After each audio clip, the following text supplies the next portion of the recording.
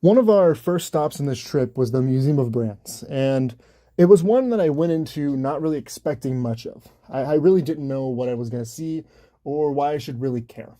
Um, but we went in, and as we got looking around, I realized that this Museum of Brands is effectively one of the most interesting modern history museums I think I've ever had the pleasure of seeing.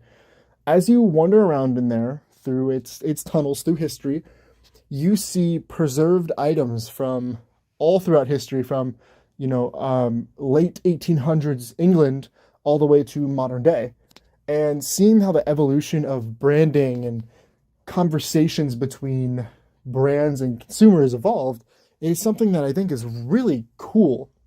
For example, they have this whole shelf that was just um, 80s pop culture magazines. And there are things that my mom has told me about before, and bands and things that she saw as a when she was growing up. And seeing that in person, it's transports you there because these items are real. They were the ones that they saw as when they were kids. And you being able to actually see them is like being there yourself, being in that time period.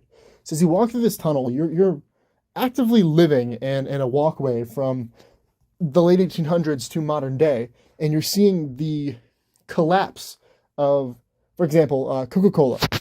It's in many different sections in the museum, but every time you see it, you see the change, the difference, and how the consumer has taken the product and the brand has adapted to the consumer's taking of the product.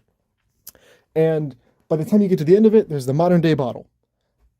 And going through that loop, looking for certain objects, is it's a time machine, really. If you ever find yourself in England, it is a fantastic thing to go look at, and it's a great recommendation from me to go see. So I definitely will up there on something you should go visit. Um, that's all from me. So I'll talk to you next time. Bye.